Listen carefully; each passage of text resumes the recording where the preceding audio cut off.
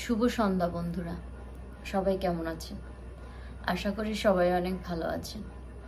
আসলে বন্ধুরা, আমি ব্যক্তিগতভাবে আসলে মোটেও ভালো নেই। আর হয়তো বা আমার মুখ বা চেহারা দেখেও বুঝতে পারতেছেন যে অনেকটা বিধ্বস্ত অবস্থায় আছি বা খুবই অসুস্থ, চোখগুলিও লাল লাল হয়ে আছে। আসলে আমার সকাল থেকেই অনেক জ্বর।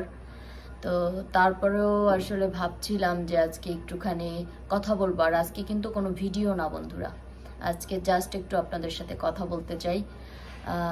আর আসলে কথাগুলি এইরকম যে আমরা বা মানুষ যখন বিপদে পড়ে তখন কিন্তু চারিদিক থেকে এই বিপদ আসতে থাকে এবং বিপদকে মোকাবেলা করাটাই হচ্ছে আসলে মানুষের কাজ। কিন্তু সেটা আসলে অনেক সময় হয়েও ওঠে না। আর যেটা নিয়ে আসলে আজকে কথা বলতে চাই সেটা হচ্ছে বন্ধুরা, আমাদের বাংলাদেশ সম্বন্ধে বা বাংলাদেশ সম্পর্কে, বা আমরা এখন কি পর্যায়ে আছি। আসলে আমাদের স্বাধীন দেশে আমরা স্বাধীন নাগরিক, কিন্তু এই 24 সালে আগস্ট মাসে আমরা কি আদৌ স্বাধীন দেশে আছি? বা আমরা সবাই হয়তো বা ভাবছি যে দেশটা আবার নতুন করে স্বাধীন হয়েছে। তো আমার ব্যক্তিগতভাবে একটা প্রশ্ন আসলে থেকেই যায়, 9 মাস যুদ্ধ করে বাংলাদেশ স্বাধীন হয়েছে। আর এই আগস্টের বা জুলাইয়ের শেষের দিকে এই অল্প কিছু দিনে যুদ্ধ করে যদি আমরা বা একটা যে হানাহানি মারামারি যে সময়টা গেল বা বাংলাদেশে যে ক্রান্তিকালটা গেল, আসলে এটা কখনোই কাম্য ছিল না। তারপরেও আমাদের ছাত্ররা আন্দোলন করেছে একটা যেন সুষ্ঠু পরিবেশ বা সুন্দর পরিবেশ বাংলাদেশে আসে।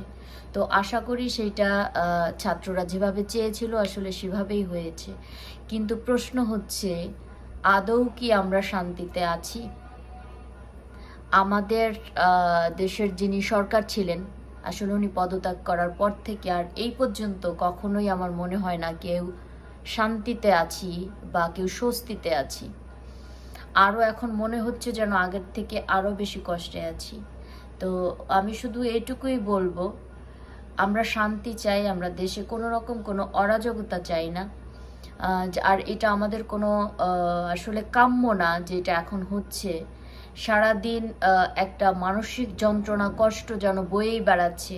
রাত হলে দেখতেই পাচ্ছেন যে সারা বাংলাদেশে কিভাবে সে ভাঙচুর হচ্ছে বা ডাকাত পড়ছে বা যেভাবে ডাকাতি হচ্ছে, আসলে এটা খুব ভয়ের ব্যাপার। খুবই আতঙ্কে আছি আমরা আসলে। আর এটা আমাদের সাধারণ মানুষের জন্য যে কতটা কষ্টের, এইটা শুধুমাত্র যারা আমরা ফেস করতেছি তারাই বুঝতে পারবো। আর একটা বিষয় হচ্ছে বন্ধুরা, টিভির পর্দায় বা টিভির থেকে বেশি এখন আমাদের সেই ইউটিউব চ্যানেল বা যে বিভিন্ন চ্যানেলগুলি রয়েছে, ফেসবুক রয়েছে, তো এই সবগুলি দেখার পরে যেন আরও বেশি হতাশ হয়ে যায় যে আসলে কি হতে যাচ্ছে বা কি হবে। তো আমি আসলে সবাইকে অনুরোধ করব যে হানাহানি না, কোনো কারোর সাথে কোনো হিংসাত্মক বোধ থেকে না, যেন সবাই সবার জায়গা থেকে এগিয়ে আসি, যেন সবাই সবার জায়গা থেকে একটুখানি বোঝার চেষ্টা করি, যেন সবাই সবার সাথে ভালো সম্পর্ক রেখে চলি। বিশেষ করে আসলে এখন যেটা হচ্ছে সবথেকে বেশি গুজব। টিভির পর্দায় বা মোবাইল খুললেই দেখতে পাচ্ছি দ্রব্যমূল্যের দাম কমে গেছে। আদৌ কি দ্রব্যমূল্যের দাম কমে গেছে? বন্ধুরা, আমি গতকালকেও কিন্তু সে আমার ঘরে কোনো বাজারই ছিল না। আমি একটু চাল কিনেছি বা একটু টুকটাক বাজার করেছি, কিন্তু সেটা কিন্তু আমাকে অনেক চড়া দামেই কিনতে হচ্ছে, শুধু সবজি ছাড়া। তো আসলে যারা এই গুজবগুলি ছড়াচ্ছেন, দয়া করে এই মানুষকে বিভ্রান্ত করবেন না।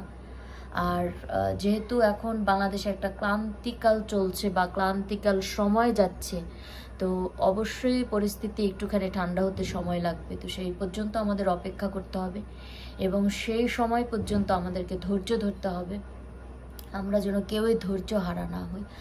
আর একটা বিষয় না বললেই নয়, সেটা হচ্ছে বন্ধুরা, এই যে আমাদের বাংলাদেশের যে সম্পদগুলি, রাষ্ট্রীয় যে সম্পদগুলি নষ্ট হচ্ছে, এটা আসলে দেখে সহ্য করার মতো না।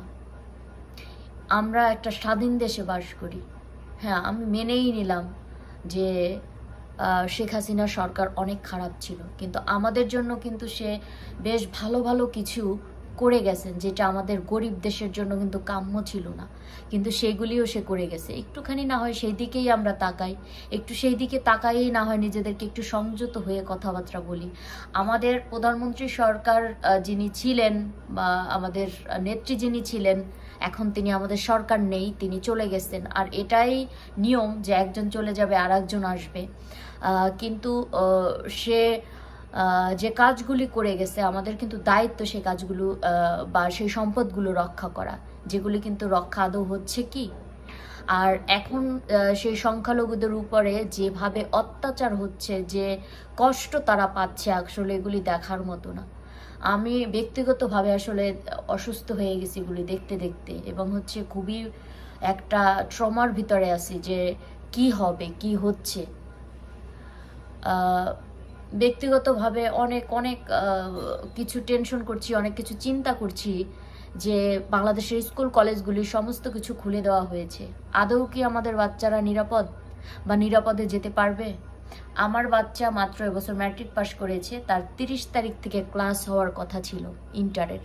তো এই যে বাচ্চাগুলি যে পিছনে পড়ে যাচ্ছে, এখনও তাদের ক্লাস কিন্তু শুরু হয়নি।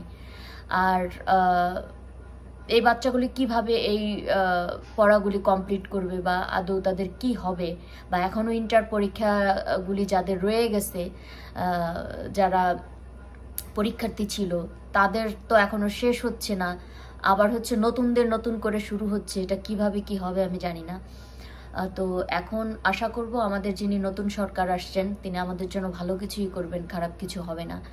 তো সেই জন্য সবাইকে বলবো, আসুন সবাই সবার জায়গা থেকে একটু সচেতন থাকি, সবাই একটুখানি ভ্রাতৃত্ব প্রেমে থাকি, সবাই একটুখানি দেশের সম্পদ রক্ষা করি, যেন কোনোভাবে সেই হিংসাত্মক মনোভাব নিয়ে আমাদের জীবনযাপন না করি, যেন সবাই সবার পাশে থাকি।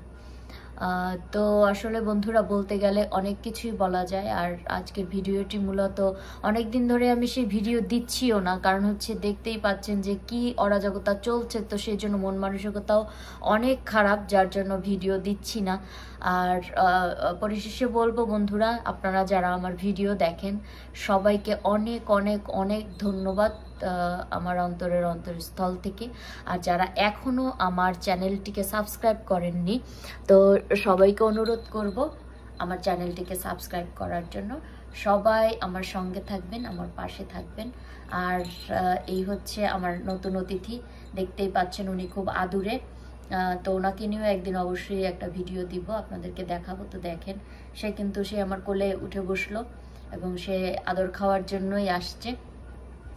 তো বন্ধুরা, আজ এ পর্যন্তই। অন্য কোনো সময় অন্য কিছু নিয়ে আবার কথা হবে বা ভিডিও দিব। সেই পর্যন্ত ভালো থাকবেন, সুস্থ থাকবেন। সবাই সবার পাশে থাকি, সবাই সবার জন্য দোয়া করি। ধন্যবাদ।